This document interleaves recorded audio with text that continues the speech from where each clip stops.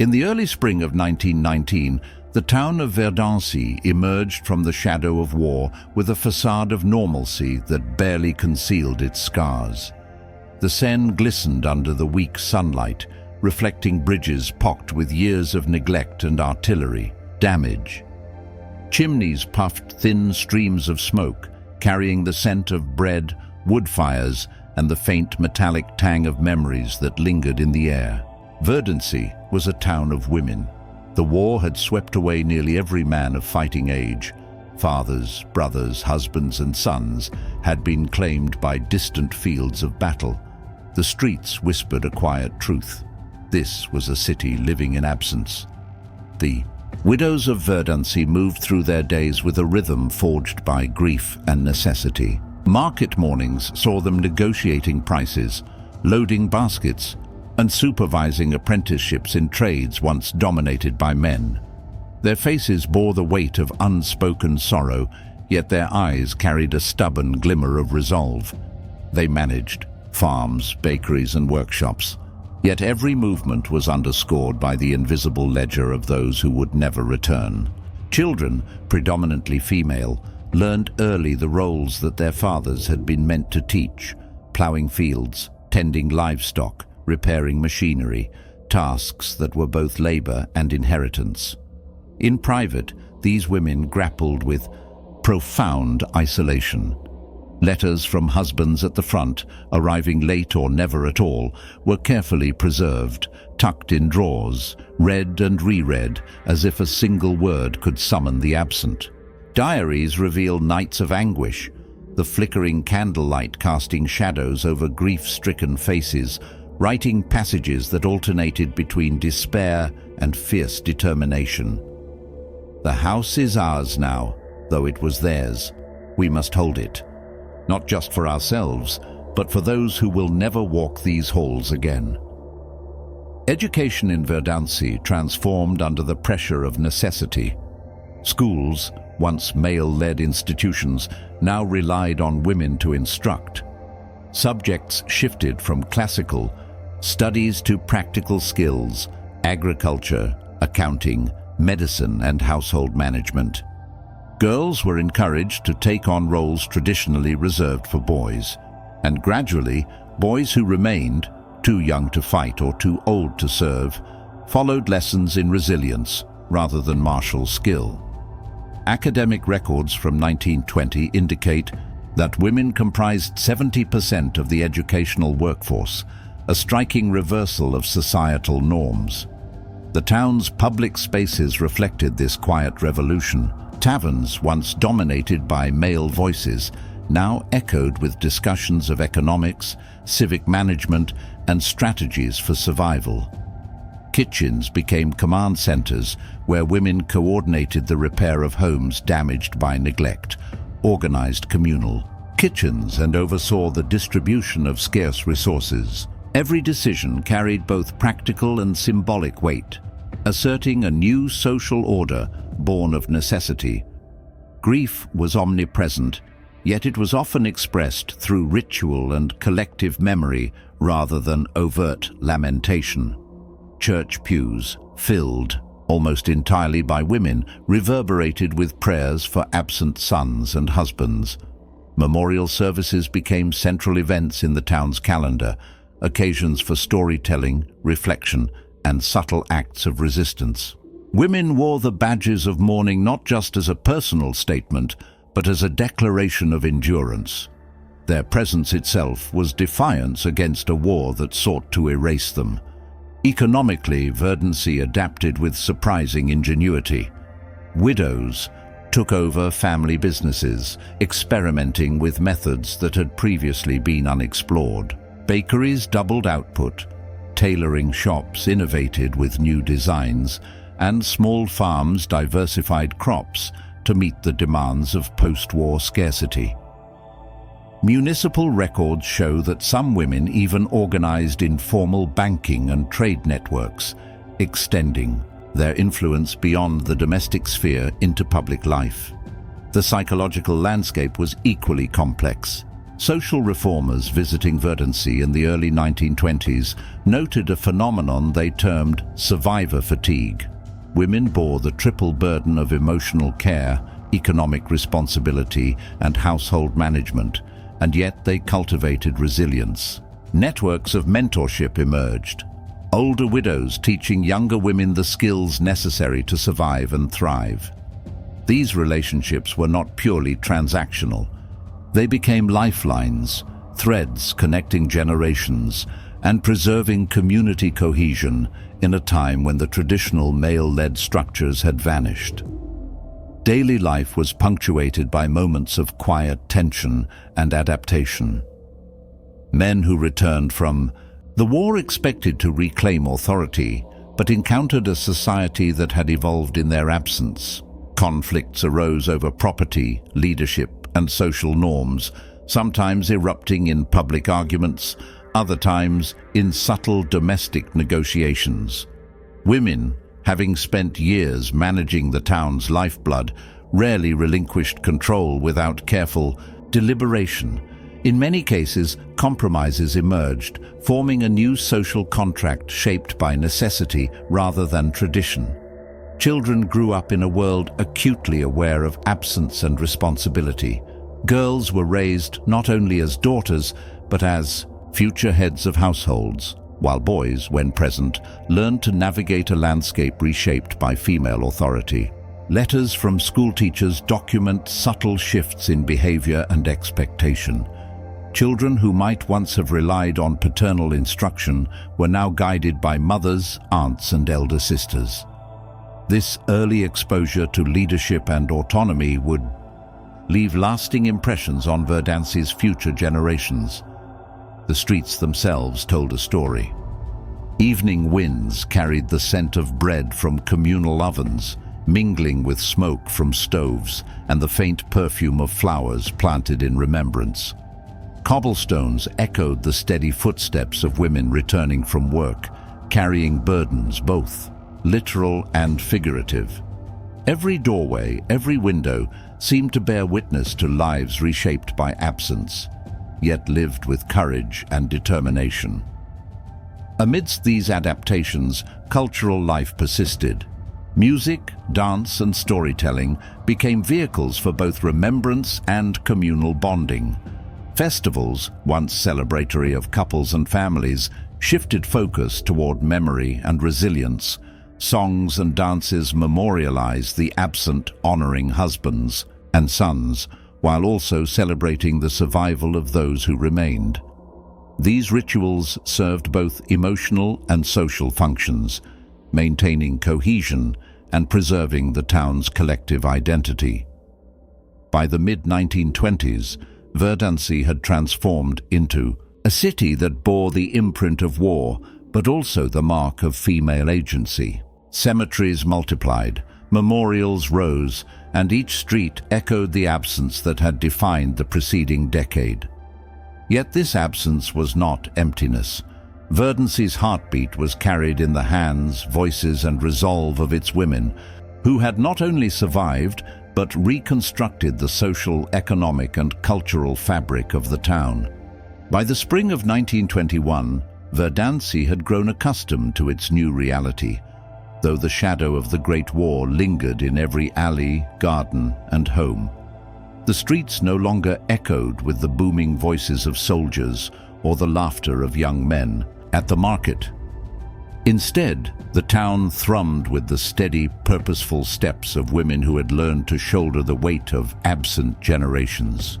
Each morning began with a ritual that blended grief, duty, and hope. Widows rising before dawn to tend fields, prepare communal meals, and oversee the children who had become both pupils and apprentices in a society redefined by absence.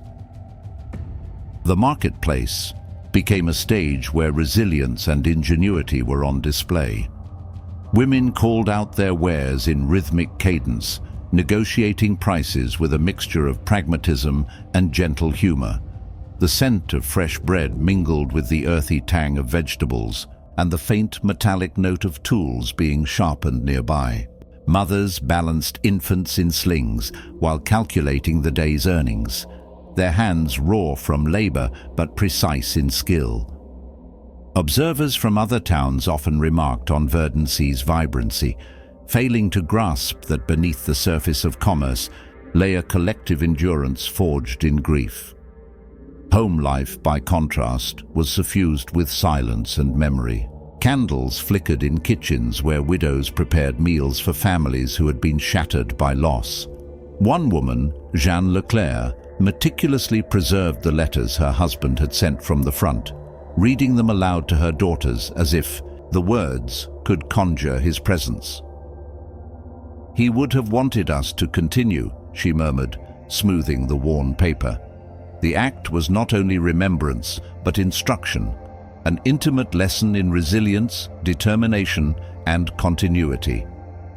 Education had transformed dramatically. Schools were now led almost entirely by women, many of whom were widows who had assumed teaching roles out of necessity. Their lessons encompassed both traditional subjects and practical skills essential for survival: literacy, mathematics, agriculture, basic medicine, and household management. Boys and girls alike learned to repair machinery, tend livestock, and manage small enterprises. The classroom became a crucible where the next generation absorbed not only knowledge, but the subtle understanding of social roles reshaped by absence. One diary entry by a teacher, Marie Dupont, noted, "The children watch us carefully, learning what it means to be strong, to endure, and to lead when the world asks too much." Social interactions were complex and often fraught with tension. Returning soldiers, scarred in body or spirit, sometimes expected to reclaim their former authority, only to find a town ruled by women who had managed commerce, farms, and households in their absence. Disputes over property, decision-making, and influence in municipal affairs were common. At one council meeting in 1922, a widow, Claire Monet, argued passionately for women's leadership in rebuilding the town's water system, facing murmurs of resistance from a small group of returning men. Her voice, unwavering, carried across the hall. "We kept this town alive when you were away. We know its needs better than anyone." The minutes of the meeting record the grudging respect that followed, even among dissenters. Psychologically, the women of Verdancy bore burdens that were often invisible but omnipresent. Social reformers visiting from Paris in 1923 documented widespread survivor fatigue, a combination of grief, exhaustion, and the relentless responsibility of sustaining life alone. Evening gatherings, once casual social events, evolved into forums where women exchanged strategies for child-rearing, conflict resolution, and economic innovation. They shared the raw details of nights spent alone in large, echoing homes, the constant hum of fear and memory, and the small victories of successfully managing both household and livelihood. Despite these challenges, love and human connection persisted. Widows navigated a delicate terrain between honoring the memory of lost husbands and exploring new emotional bonds.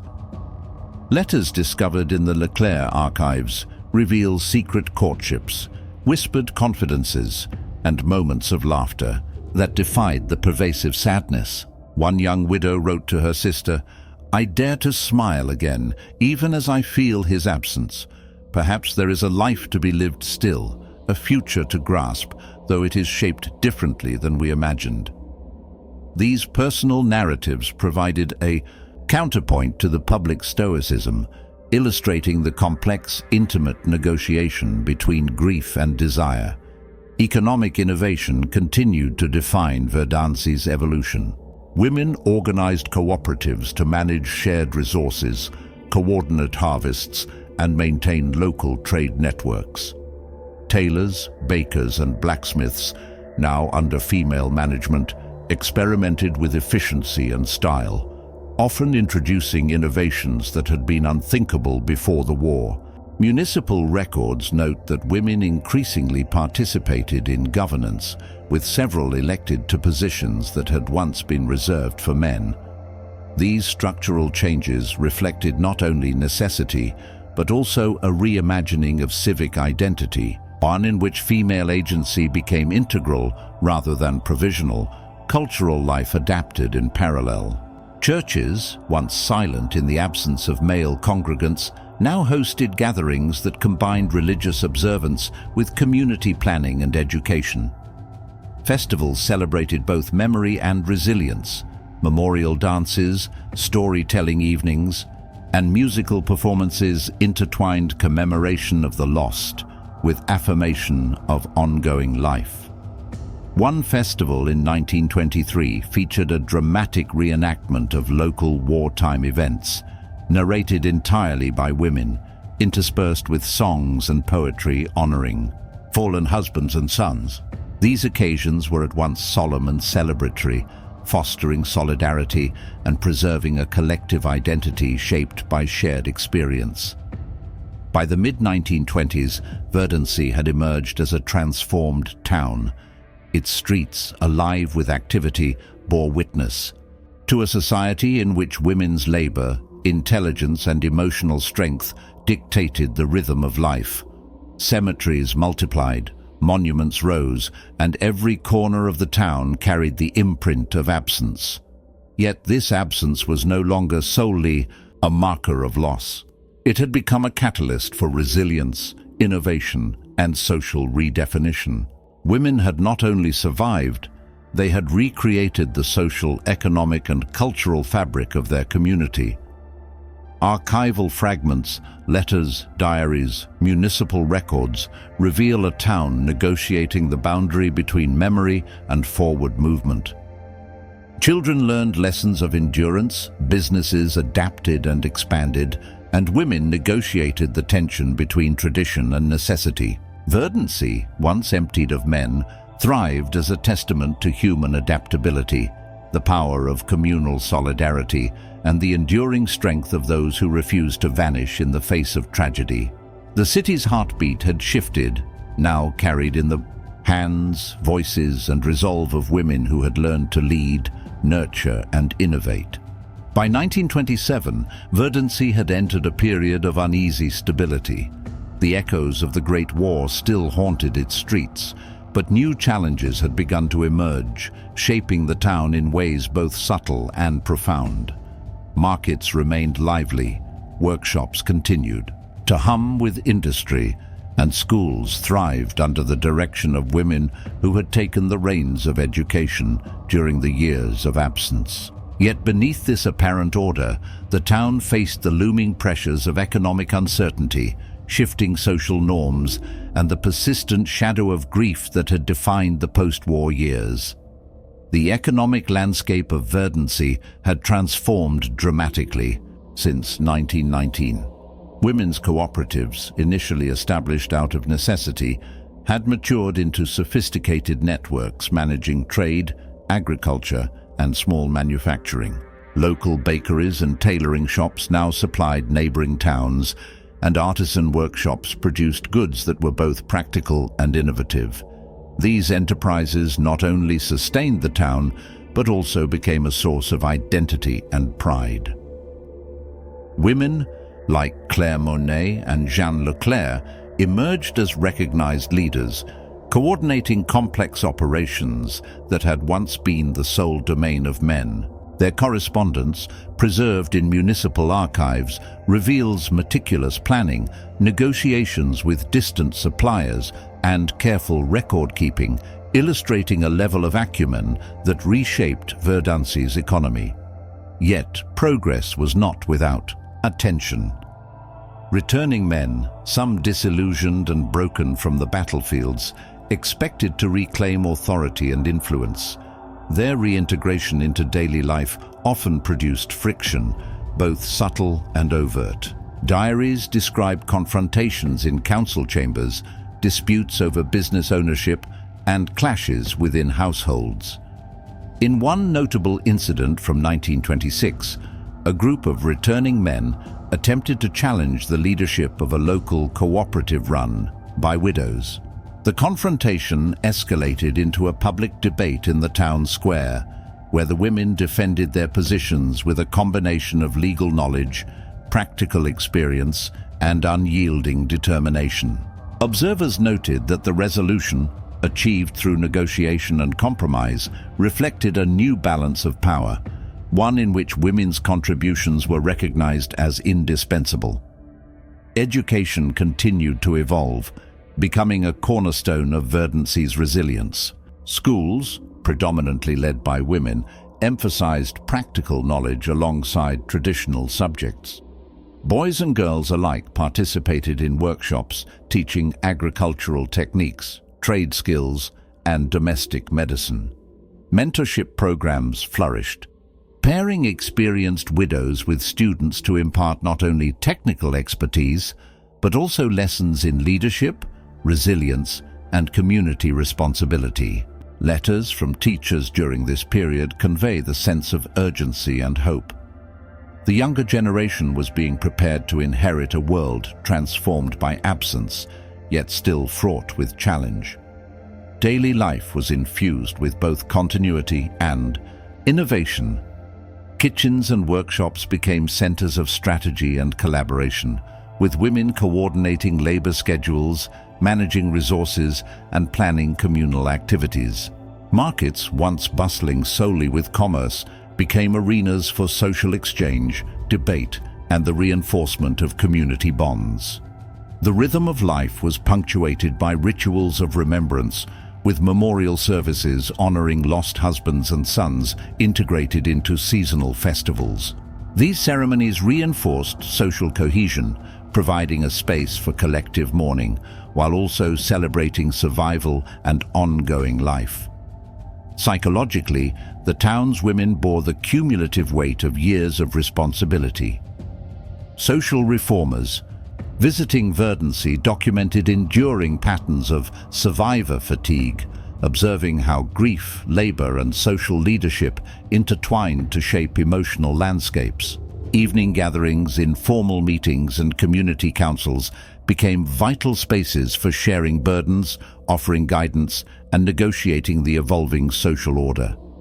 Here, women exchanged strategies for managing households, supervising children, and navigating the complex interplay of tradition and necessity. These gatherings, both practical and therapeutic, were critical in sustaining morale and ensuring the town's cohesion. Love and personal relationships continued to be negotiated delicately. Widows and young women explored emotional bonds cautiously, balancing memory, desire, and social expectation. Letters from this era reveal clandestine courtships, moments of shared laughter, and private acknowledgements of hope amidst enduring sorrow. One letter from a young widow reads, "Though his absence shadows every room, I find in another a kindling of life I thought had ended. We tread carefully, honoring what was lost, yet daring to imagine what may come." These intimate narratives illustrate the complexity of human connection in a town still marked by collective trauma. Cultural life flourished alongside these personal and economic transformations.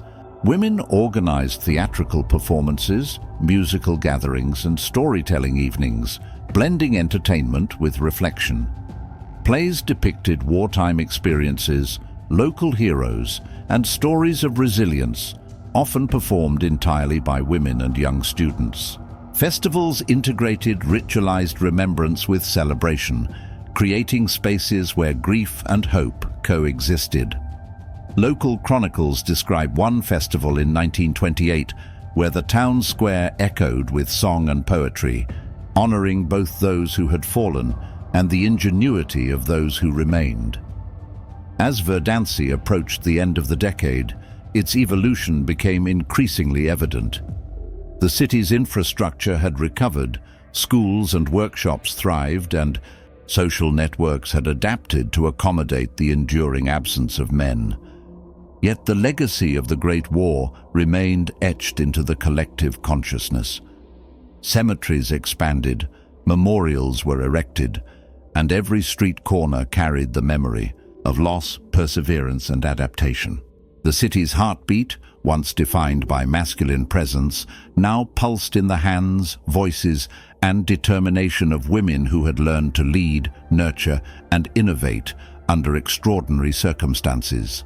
Archival evidence, letters, diaries, counsel, minutes provides a vivid portrait of this transitional period. Women of Verdancy negotiated economic, social, and emotional challenges with creativity and resilience.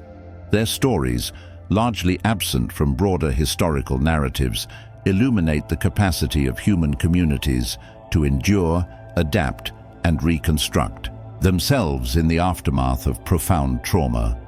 Verdancy, once emptied of men, emerged as a testament to the transformative power of necessity, solidarity, and the indomitable spirit of those who refused to vanish in the face of adversity. By 1929, the first tremors of a global economic collapse began to reach Verdancy, a town that had slowly rebuilt itself from the ruins of war. Though physically intact, the social and economic structures that had been painstakingly reconstructed now faced unprecedented strain. Women who had managed farms, workshops, and cooperatives for nearly a decade confronted the stark reality that survival required not only ingenuity, but also sacrifice on an entirely new scale. The rhythm of life, once defined by routine and collective effort, now pulsed with uncertainty and quiet anxiety. Markets that had previously teemed with activity now displayed gaps, empty shelves, and rising prices. Artisans and bakers found their customers dwindling, and barter systems, once informal, became essential lifelines. Women organized, negotiated, and sometimes argued openly in town squares, devising ways to keep both families and enterprises afloat. Letters from the period revealed the acute stress. "The flour costs more than gold," wrote one widow, Jeanne Leclerc, to her sister in 1930. "We stretch every loaf, every hour, every coin, yet the children still hunger." The words convey both frustration and resilience, illustrating the dual nature of daily existence in Verdancy. Survival interwoven with moral and emotional strain. Within households, tensions intensified. Generations that had grown accustomed to female-led leadership now confronted returning men, older sons, and neighboring male merchants whose expectations clashed with the established social order. Diaries recount heated exchanges over property, authority, and the distribution of scarce resources. One notable account describes a widow, Claire Monet, confronting her adult son upon his return from military service in North Africa. He demanded to assume control over the family workshop, yet she refused, asserting, "I have kept this town alive while you were away. I will not surrender what we have built, not now, not ever." The confrontation was emblematic of broader struggles, illustrating the complex negotiation between memory, authority, and the changing roles of gender in post-war society. Education continued to adapt. Schools faced funding shortages, overcrowding, and dwindling supplies, yet the women of Verdancy remained committed to teaching both practical skills and intellectual growth. Older widows served as mentors, instilling lessons in resilience, leadership, and moral responsibility. Children absorbed these teachings not only in classrooms, but through observation of the adult world. The coordination of cooperatives, the negotiation of debts, and the moral dilemmas inherent in survival during economic hardship. Letters from educators document moments of quiet triumph, a student mastering bookkeeping, another successfully leading a small harvest team, both achievements reflecting lessons learned through observation, mentorship, and necessity. Social life became a delicate balance between solidarity and strain. Community gatherings, once primarily celebratory or commemorative, now served as forums for strategic discussion and mutual support. Women met in kitchens, workshops, and town halls to plan resource allocation, provide childcare assistance, and resolve disputes. Rituals of remembrance continued, yet they were infused with a pragmatic undercurrent, memorializing lost husbands and sons while simultaneously ensuring the survival of the living. Cultural events, plays, musical performances, and seasonal festivals offered both distraction and instruction, blending entertainment with practical lessons about endurance, cooperation, and adaptation. Psychologically, the town's women exhibited remarkable resilience. Diaries reveal fluctuating emotions, despair at the scarcity of resources, frustration with entrenched social expectations, but also pride in accomplishments, ingenuity, and the ability to protect families under extraordinary circumstances. Evening gatherings became venues not only for social bonding, but for moral guidance and emotional support, offering advice, solidarity, and collective strategies to manage stress, scarcity, and conflict. These interactions forged a collective consciousness, a shared understanding of endurance that defined Verdancy during the harshest years of economic instability. Love and personal relationships were shaped by scarcity and uncertainty. Widows and young women navigated emotional bonds cautiously, balancing memory, loyalty, and practical considerations. Letters and diary entries reveal secret courtships, moments of hesitation, and expressions of hope tempered by fear. A widow wrote in 1931, "We dare not dream too loudly, yet when he walks beside me in the market, I feel the pulse of life returning, fragile and fleeting as it is." These narratives underscore the tension between longing, memory, and survival, revealing the intimate struggles of emotional life during crisis. The economic depression also sparked innovation. Women expanded cooperative networks, experimented with crop rotation and preservation techniques, and diversified artisanal production to include goods that could withstand market fluctuations. Municipal records indicate that women increasingly took leadership roles in negotiating trade with neighboring towns, mediating disputes, and ensuring the equitable distribution of scarce resources.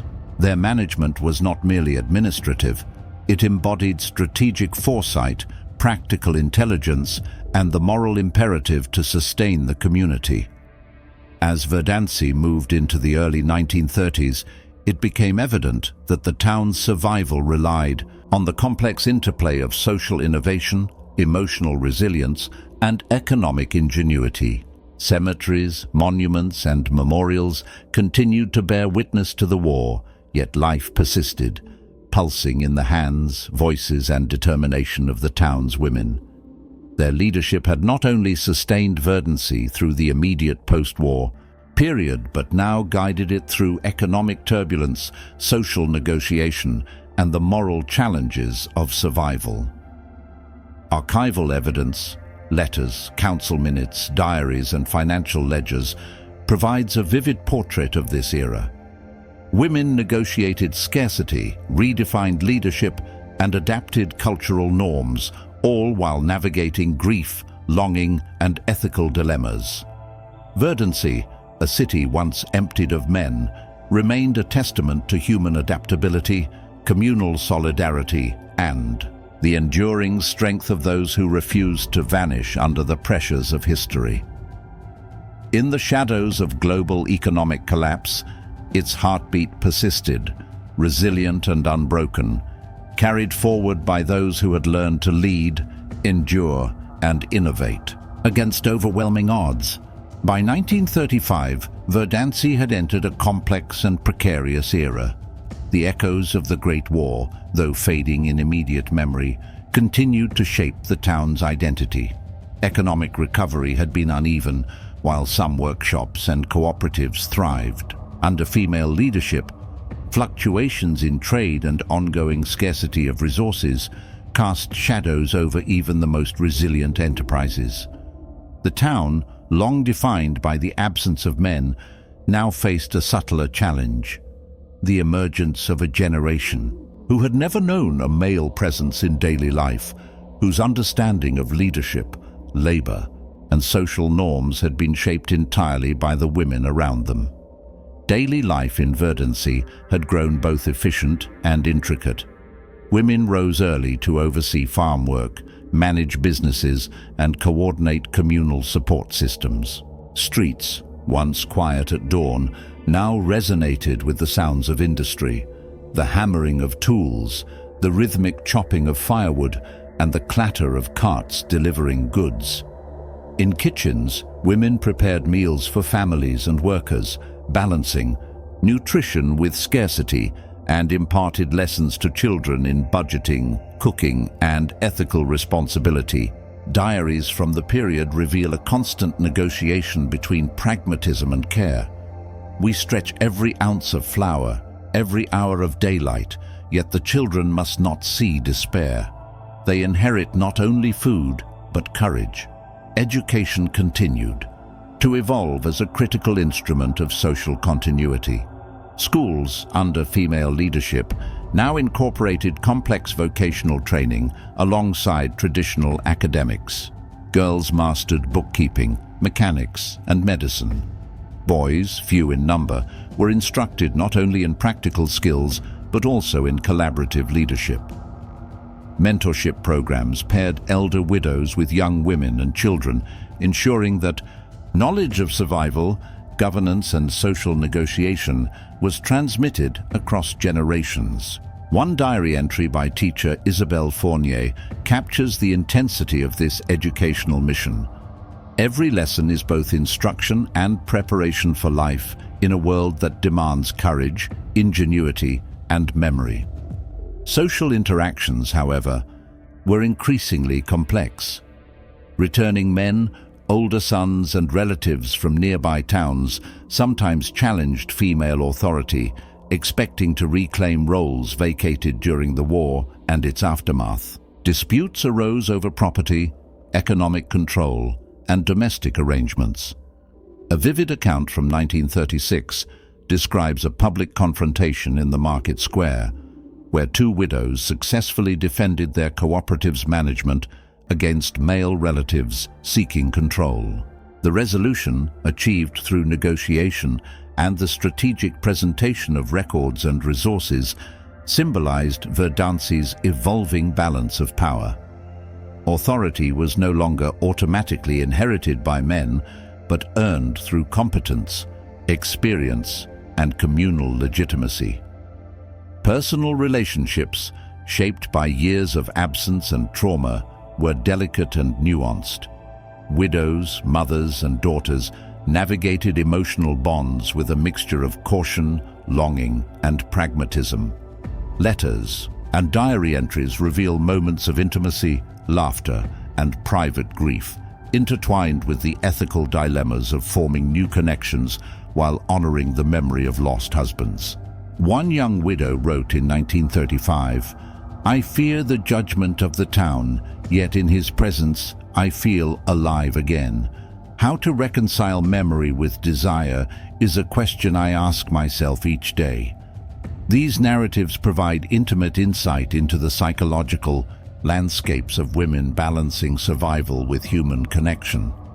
Economic innovation remained central to Verdancy's resilience. Cooperatives expanded their reach, connecting with neighboring towns, trading goods, and mediating conflicts. Workshops diversified products to adapt to fluctuating demand, often combining practicality with artistic ingenuity. Municipal records indicate that women increasingly held leadership positions in governance, trade negotiation, and civic planning. Their authority, once provisional and reactive, had become recognized and institutionalized, marking a profound shift in the town's social architecture. Cultural life in Verdancy reflected both continuity and adaptation.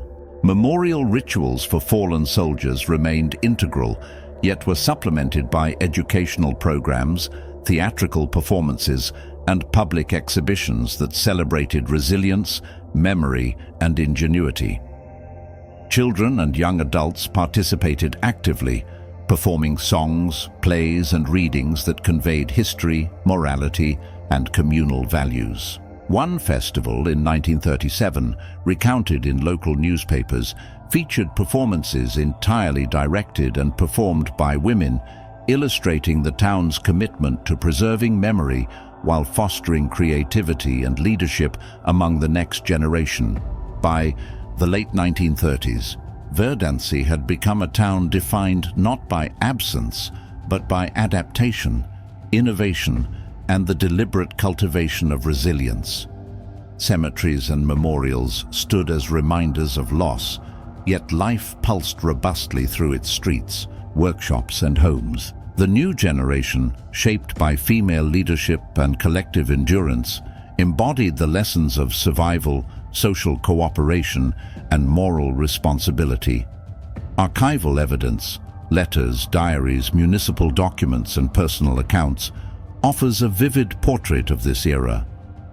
Women negotiated scarcity, redefined authority, and guided both economic and emotional life with ingenuity and determination. Verdancy, once emptied of men, had evolved into a testament to the capacity of human communities to adapt under extraordinary circumstances.